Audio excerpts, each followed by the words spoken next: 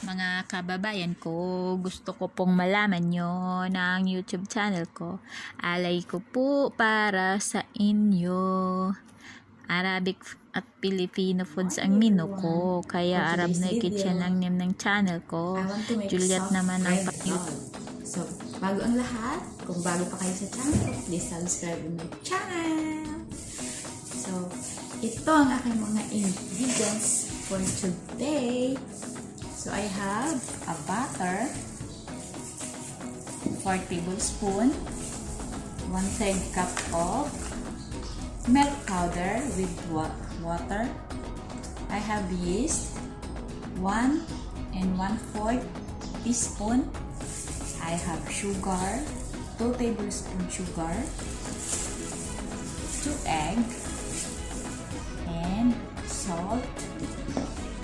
Of course, our flour ang pinaka main ingredients na. So, let's start. So, first guys, unahin ko muna yung mga liquid ingredients natin. Ayan. Lagay ko na yung egg, 2. Tapos,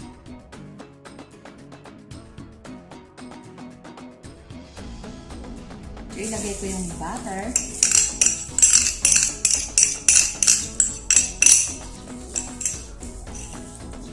Yung milk.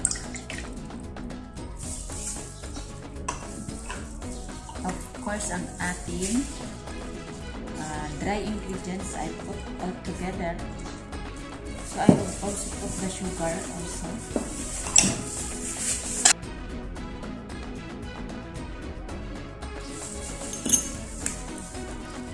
And the yeast. So, I put here the salt in our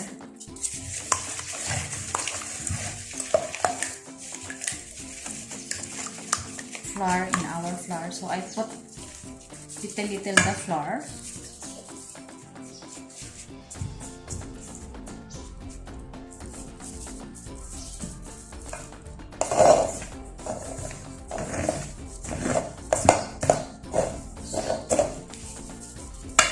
So magtira tayo guys ng konting flour para pang ano natin dito mamaya sa ating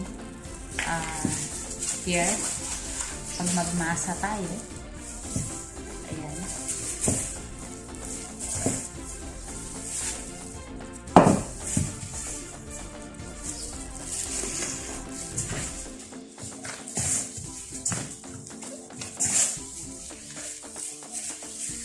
Meron pa pala natirang yeast.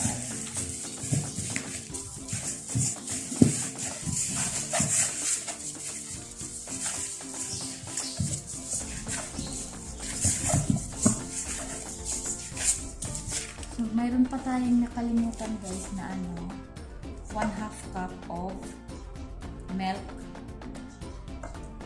evap milk. So, kaya pala hindi malambot yung ating ito. Nakalimutan ko ilagay.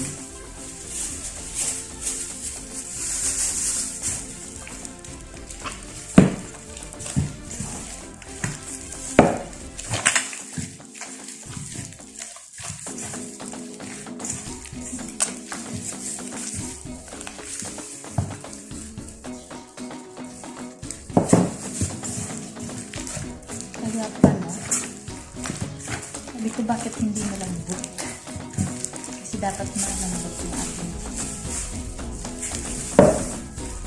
So, I will add butter because it's still too much sticking.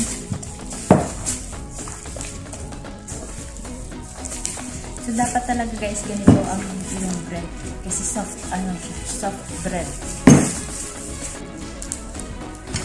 Pag naggawa tayo guys ng tinapay at ganito siya mabasa, huwag tayo mag-add ng flour kasi titigas na yung inyong tinapay, hindi na siya maging soft. So add lang kayo ng oil or butter para hindi magdikit pag nagmamasa kayo. Ayan. Ilagay ko pa yung kunting flour natin. Ito Or magtira kayo ng konting flour sa inyong ingredients. Yan ang pang-ano niya.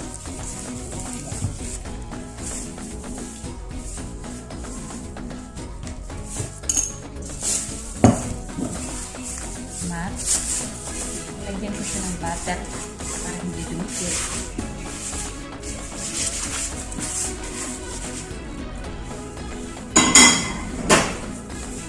Tsaka isang konting flour natin. Yan, ilipat natin dito. At mamasahin ng matanggal.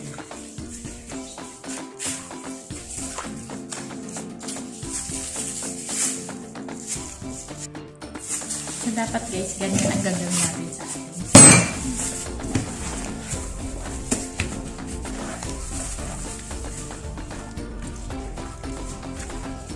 Dito kayo sa table na ng diretso kasi ito dikit na dikit.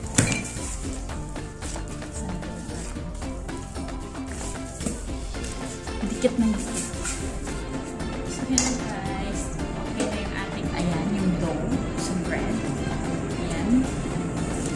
Nag-double na siya. Ngayon, gagawa na tayo ng ating egg wash para sa ating bread. Mamaya ipapahin natin sa bread. So, lalagay ako ng 1 egg, tapos milk. Gamitin natin yan sa ating bread. So, curry cheese. Yan, nahiwa ko na siya. At ito yung ating first. Pahiran natin ng butter itong ating milk. At saka itong baking pan. Nalagyan din natin ng butter. Dito natin ilalagay yung ating bread.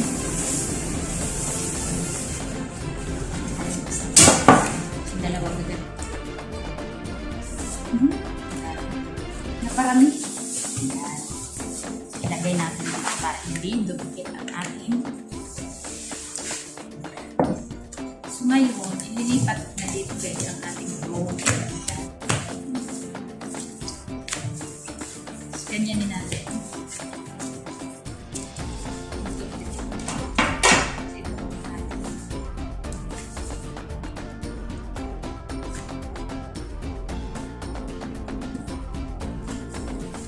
Ikakapin natin siya ulit.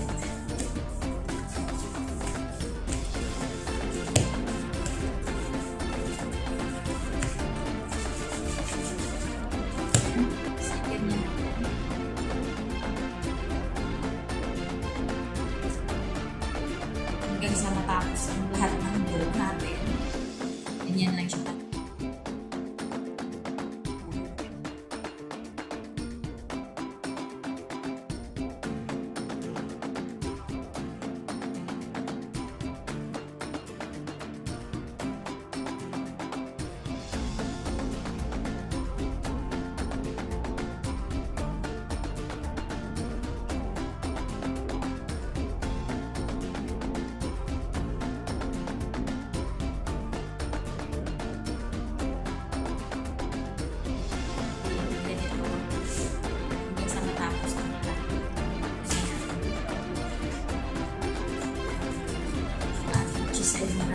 Ay, hindi.